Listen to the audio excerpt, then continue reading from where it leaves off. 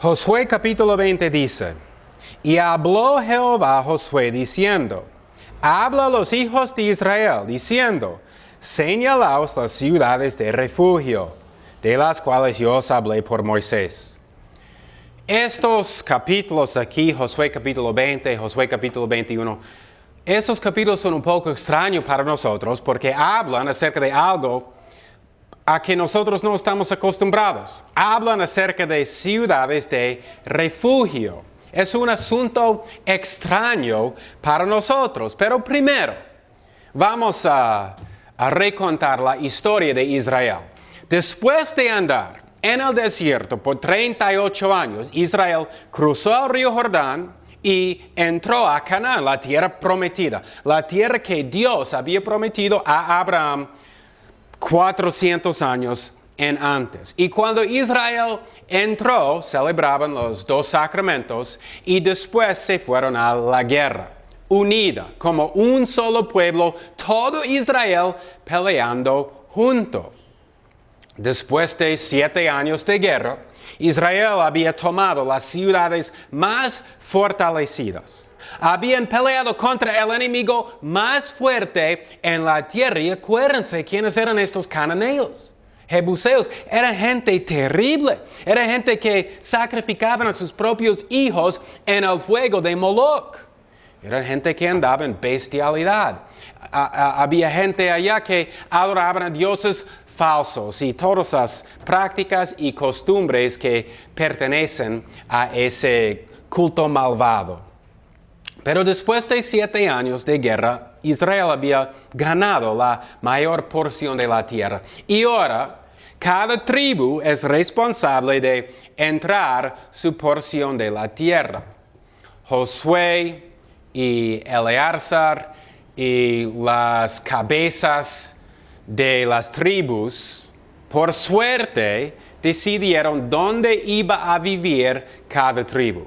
Y todavía había cananeos en la tierra. Era la responsabilidad de cada tribu ir a su porción de la tierra y echar fuera el cananeo. Pero vimos la semana pasada que las tribus no hicieron esto. En vez de hacer esto, las tribus, algunas, cobraban impuestos a los cananeos y les dejaron vivir allí. Pero esto sería la caída para Israel, porque después, ¿qué está pasando?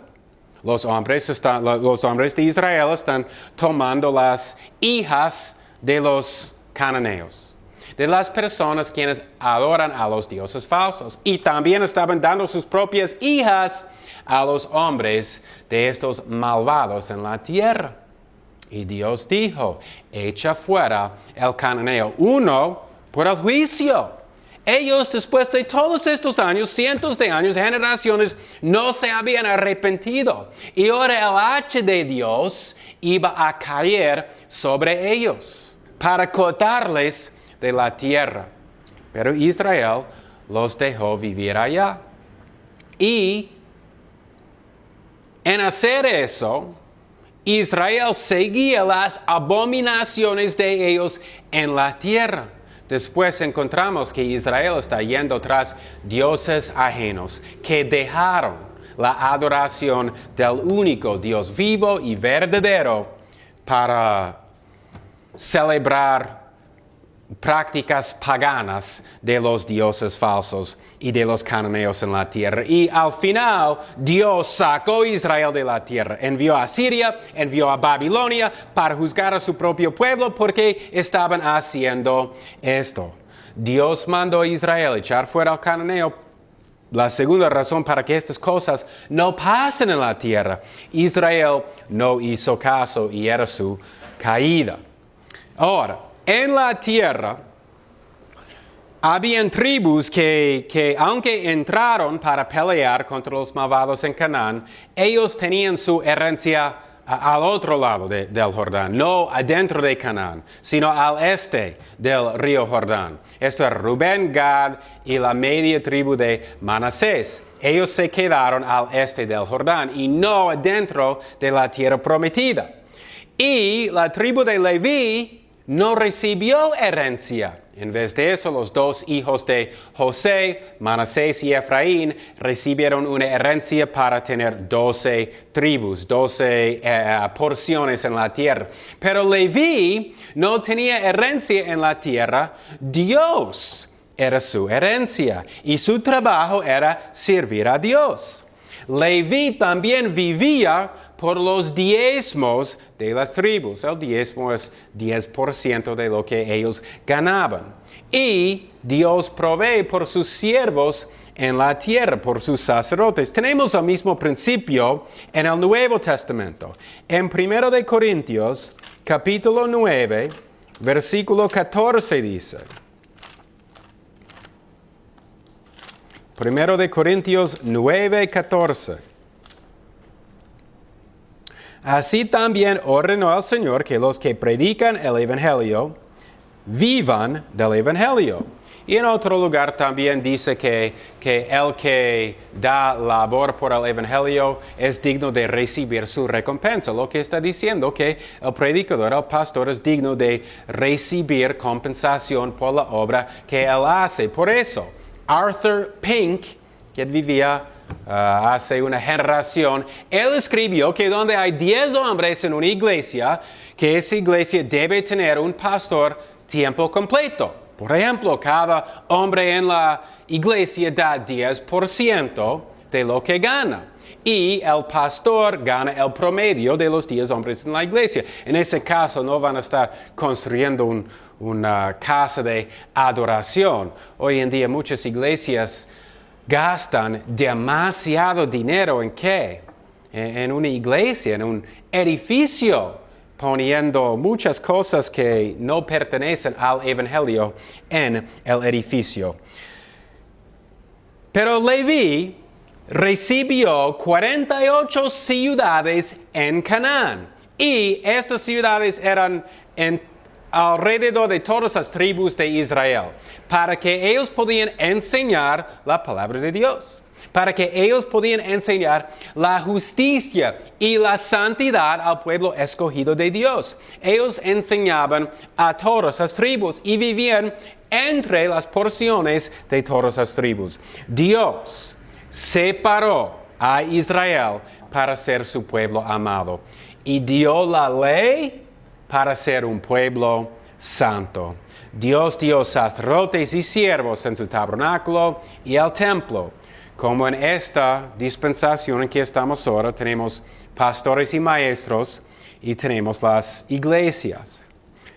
De entre las 48 ciudades de los levitas, 6 de estas eran ciudades de refugio. Ahora, al este del Jordán, era Rubén, Manasés y la media tribu, Rubén, Gad y la media tribu de Manasés. Entonces, en el norte había una ciudad de refugio, en la parte central de la tierra una ciudad de refugio y en el sur una ciudad de refugio. Y también dentro de Canaán era igual, 3 ciudades, uno en el norte, uno en la parte central y una ciudad en el sur. Y la razón por esto es que si alguien mató a otra persona y era un accidente, no era de propósito, no era la intención de esta persona, no cogió un cuchillo y mató a una persona, no era su intención de matar. Si esto pasó, un accidente pasó, pero alguien está culpable, esta persona podía huir a la ciudad de refugio para encontrar refugio, para salvar su vida. Por ejemplo, si una persona estaba tumbando un árbol con la hacha y la cabeza de la hacha se suelta y se huye y cae encima de otra persona, esa persona se muere. La persona cortando es responsable. Él estaba cortando el cedro. Él es responsable para la muerte de otra persona. Pero nunca era su intención de matar a otra persona. No era en su corazón de ir y matar a otro. No había planeado esto. Era un accidente. Entonces, ¿qué hace esta persona? Enseguida se va huyendo para llegar a la ciudad de refugio. Y era el deber del primogénito en la familia de vengarse para la muerte digamos que es su hermano quien se murió. Entonces, esta persona iba a intentar atrapar a la persona huyendo antes que llegue a la ciudad de refugio. Entonces, aquí tenemos una carrera. Dos personas están corriendo para llegar a la ciudad de refugio. Me parece un poco extraño, pero Dios proveyó, es una protección para alguien quien es culpable, pero no había planeado la muerte en su corazón. Ahora, el camino a estas ciudades, el camino era limpio. El camino no tenía muchos árboles y malas hierbas, no. El camino era limpio. También el camino tenía señales para llegar allá a la ciudad de refugio, para que nadie se pierde en el camino. Había un corredor esperando fuera de la ciudad, para que cuando la persona quien está corriendo allá se cansa, no está corriendo lejos y se cansa. Y tal vez ya no quiere correr más, entonces había un corredor esperando fuera de la ciudad de refugio para animarle, para decir, casi llegas, vaya, corre rápido.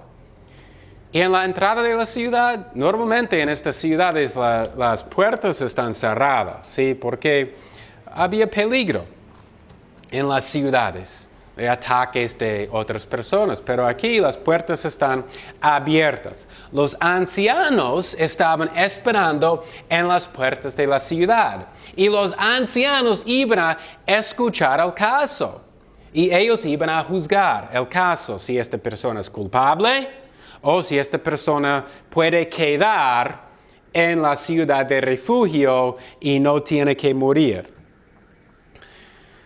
Cuando la persona llegó a la ciudad de refugio y los ancianos dijeron, bueno, si alguien se murió, pero era un accidente, tú puedes quedar aquí en la ciudad de refugio, no tienes que morir. Ahora, esta persona se quedó en la ciudad de refugio hasta que el sumo sacerdote murió. Entonces, dependiendo cuántos años tiene el sumo sacerdote, tal vez va a vivir 30 años más. Esa persona era como una prisión para él, porque ya no está con su familia, ya no puede ver a sus hijos crecer, no puede pasar tiempo en su tierra, está en esta ciudad de refugio. O puede ser que el sumo sacerdote se muere después de unos meses o después de unos años, y después la persona podía regresar a su hogar, a su tierra. Para que estuviera posible llegar a la ciudad en un día, esa era la razón que había uno en el norte, uno en la parte central, una ciudad en el sur, en ambos lados del río Jordán, donde vivía Rubén, Gad y la media tribu de Manasés al este del río Jordán. Estas ciudades eran entre las 48 ciudades de Leví. Había familias entre los levitas, Coat, Gersón y Merari, y cada familia tiene sus propias responsabilidades diferentes. Ahora, abre la Biblia Génesis 9 para ver qué dice sobre la muerte, sobre el homicidio. En Génesis 9, versículo 6, la Biblia dice, el que derramare sangre del hombre, por el hombre su sangre será derramada, porque a imagen de Dios es hecho el hombre. La vida del hombre es de mucho valor. Jesús enseñó que la vida del hombre es de mucho más valor que la vida de los animales. Y para preservar la vida y protegerla, Dios dio esta ley. Ojo por ojo, diente por diente. Si una persona sabe que si mata a otro, que él también va a perder su propia vida, Tal vez va a pensar en las consecuencias graves y no va a matar a otro. En cambio, Éxodo capítulo 21, versículo 13, habla sobre otro caso. Aquí dice: mas el que no armó acechanzas, sino que Dios lo puso en sus manos, entonces yo te señalaré lugar al cual ha de huir. Y aquí está hablando sobre la ciudad de refugio. Aquí leemos que la persona no armó acechanzas, no hizo un plan para matar a otra persona. No fue su intención de cometer homicidio. Pero, ¿qué más dice? Esto pasó. Dios lo puso en sus manos. ¿Qué significa que Dios lo puso en sus manos? Aunque no era el plan de este hombre de matar a otra persona, esto pasó y Dios lo puso en sus manos. Era el plan de Dios. Era el plan de Dios que la persona se muera. Y Dios tiene sus propósitos. Puede ser para juzgar el pecado. Puede ser otra razón. Pero lo que nosotros pensamos es un accidente. No hay accidentes. Todo lo que pasa en el mundo, aun la muerte de un niño, de un joven, de una persona mayor, es el plan de Dios. Leemos esto aquí. También, si leemos en el 5º libro de Moisés, Deuteronomio, bueno, hay un solo libro de Moisés, pero en el 5º libro del Pentateuco, Deuteronomio capítulo 32, versículo 39, aquí la Biblia dice: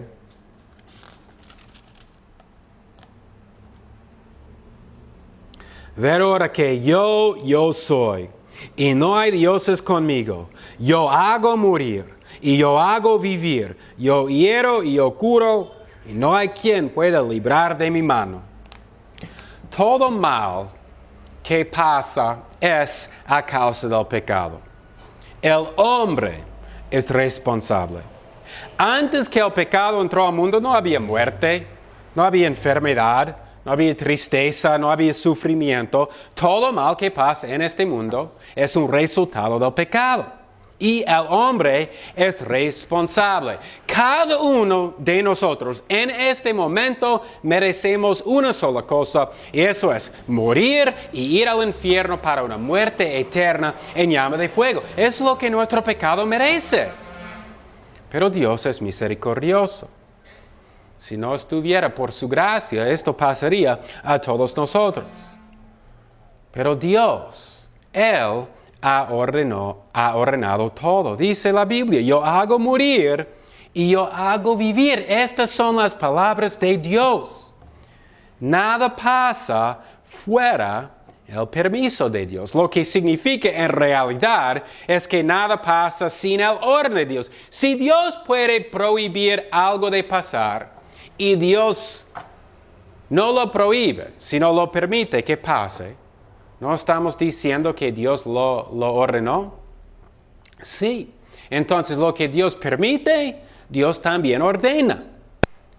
El soberano del universo ha ordenado todas las cosas. Y la Biblia nos enseña esto en muchos lugares. Yo hago morir, yo hago vivir.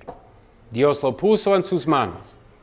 Ni un pelo de nuestra cabeza se cae si Dios no lo permite. Un pájaro no puede caer si Dios no lo hace. Aquí en Génesis muestra el valor que Dios pone en la vida del ser humano. El que mata a otra persona también tiene que morir. El que mata en una manera no intencional puede salvar su vida si llegue a la ciudad de refugio. Dios pone valor en la vida y ha establecido maneras, medios para protegerla, ojo por ojo. Está hecho para proteger la vida con un castigo que da la razón a una persona para no matar a otro. La ciudad de refugio protege la vida de una persona por lo que la muerte no era intencional.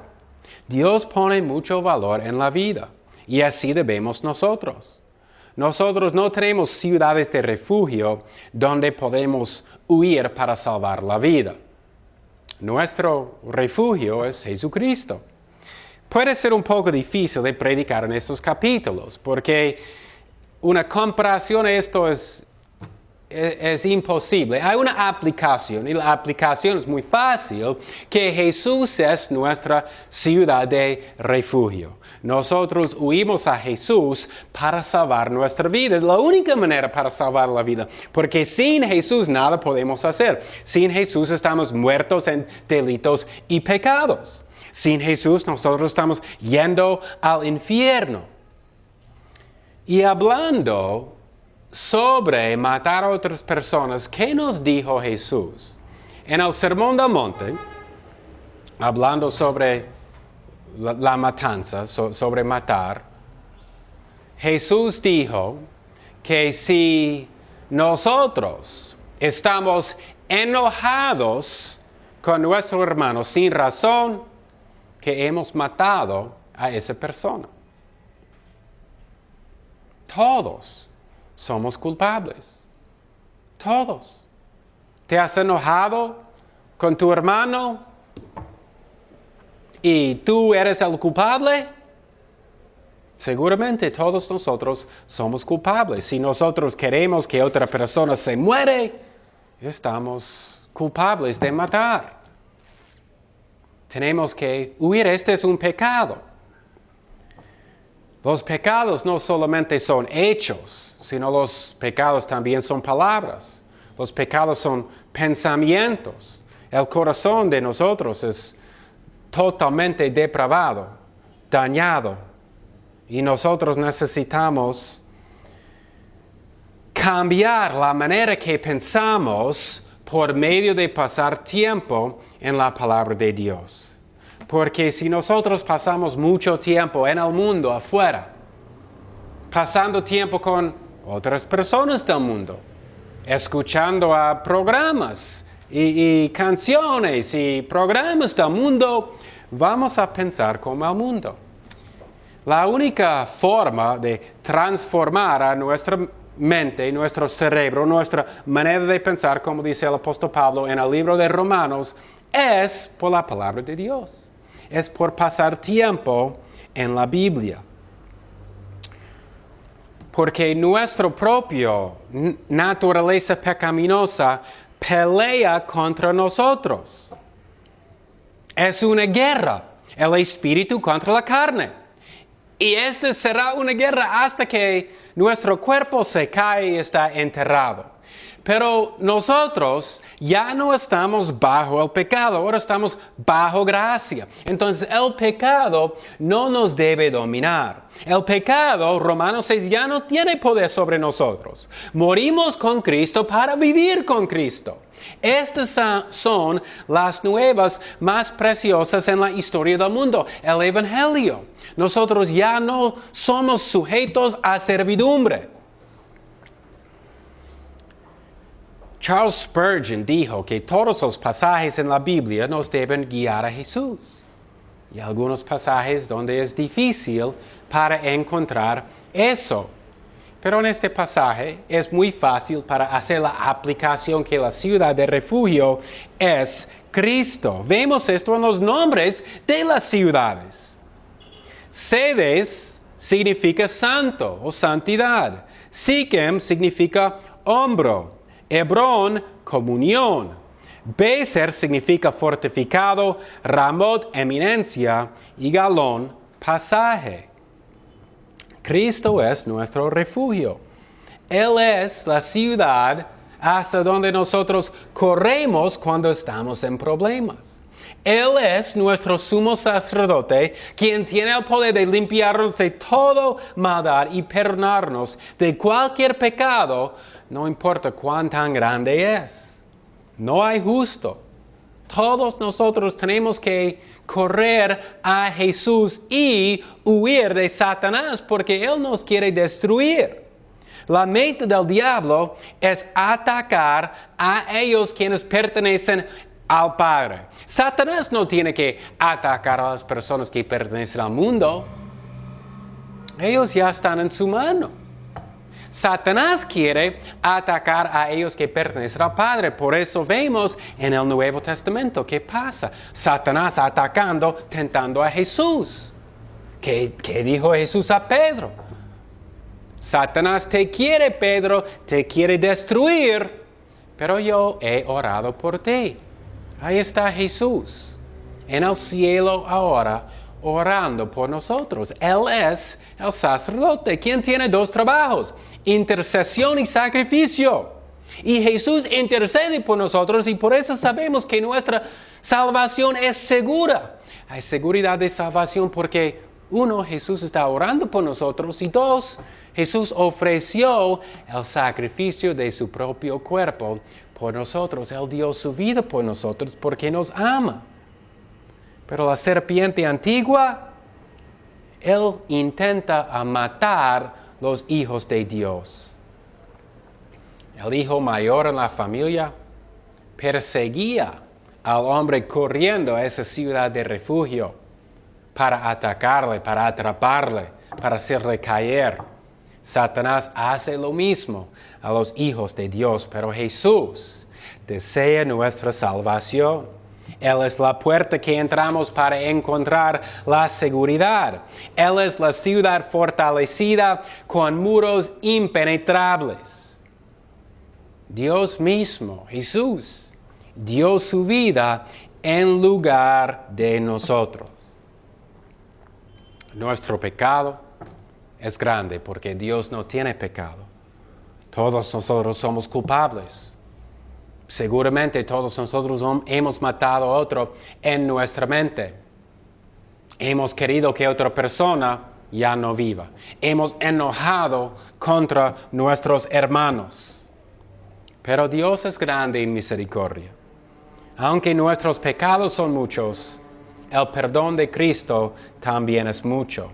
En este pasaje aquí estamos todos culpables, pero Dios es grande en misericordia y Él, en el antiguo pacto, estableció ciudades de refugio y ahora, en el nuevo pacto, ha establecido seguridad para los culpables.